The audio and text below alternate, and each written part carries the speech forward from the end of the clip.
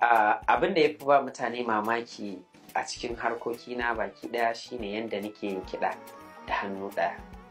Hannuna ɗaya amma kuma zan yi kiɗa yadda kowane makaɗi zai iya yi.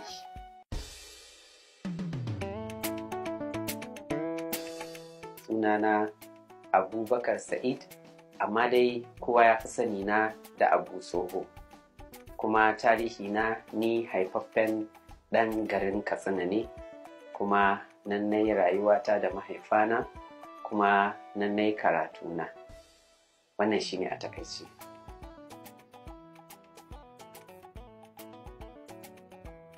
Wannan wani abu ne wanda na tashi da shi dama tun ina ɗan ƙarami. Lokacin da nake yaro ina sauraron waƙoƙi kuma suna yi mani daɗi sosai. Saboda haka ina da buri a kwana a tashi wata rana sai na tsinci kaina ina rubutawa. Na ji ina da ra'ayi bar in fara in gani. Na jaraba kuma cikin ikon Allah na rubuta. Ina rubuta ina ajewa har dai Allah ya kai mu lokacin da za mu fara rerawa.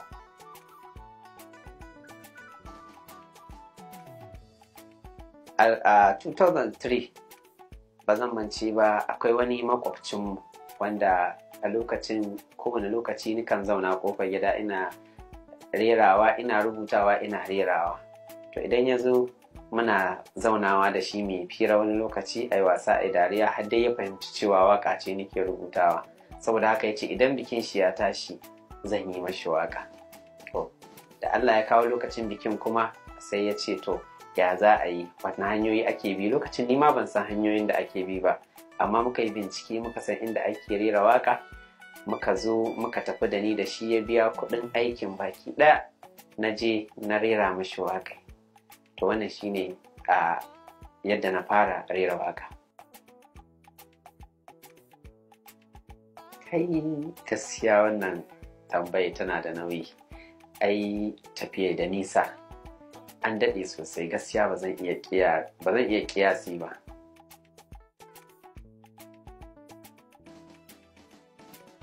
To kowane mawaƙi dai ai inda ya yi waƙa yana santa, kowace ce, sai dai wadda ƙila mutane suka fi ambato.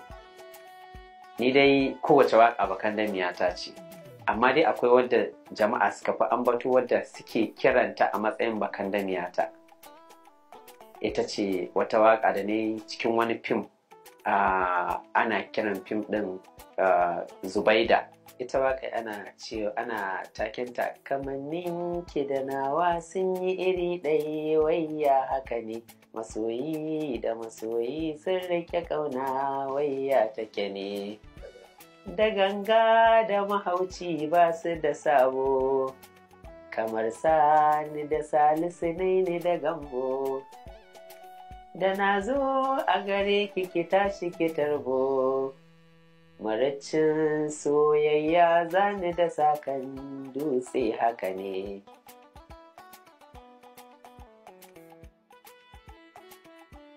To baki ɗaya dai gaskiya waɗanda ke ƙara ƙarfafa ni, ina ƙara jin abin cikin raina, kamar Nura M Inuwa.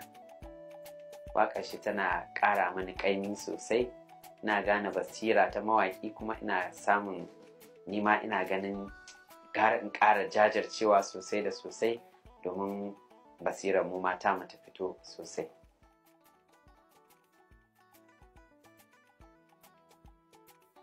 To daga bayan na fara rera waƙa sai na fara amshi da muryar mace. Shi kuma dalilin da yasa na fara shi, wata rana mun yi waƙa da ni da sauran abokan waƙa ba mai amshi kusa. Saboda haka sai na ce to tunda murya ta bata da irin nauyin nan sosai, bari in jaraba in noke ta sosai in gani za ta iya yin ta mace.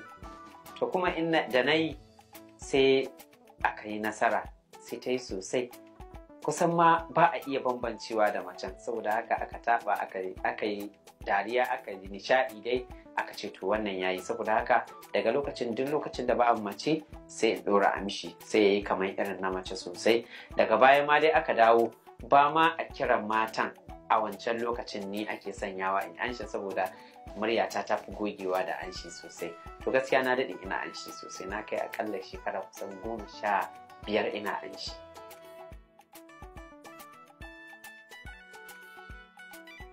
Bari mu gani ko za a iya.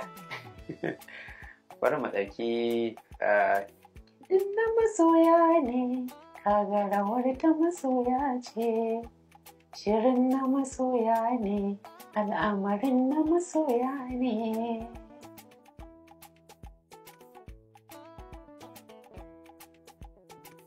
Abubuwa da yawa waɗanda mutum mai hannu biyu zai iya, wata rana mai hannu ɗayan ma in ya jaraba cikin ikon Allah sai ya ga ya iya shi.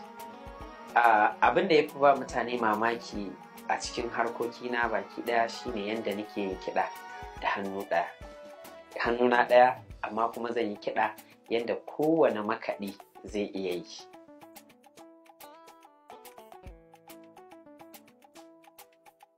Wata rana mun dawo daga can garin su mahaifanmu a ƙauyen su kenan, mun dawo sai na fita wasa. Ina wasa irin ankara ba, na hau saman wani teburi haka inda ake sa rake.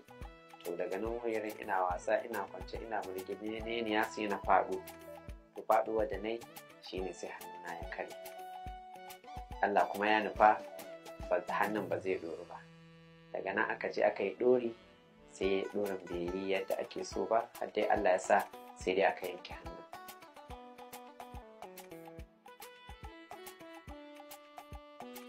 Kaya, riga da wando manya.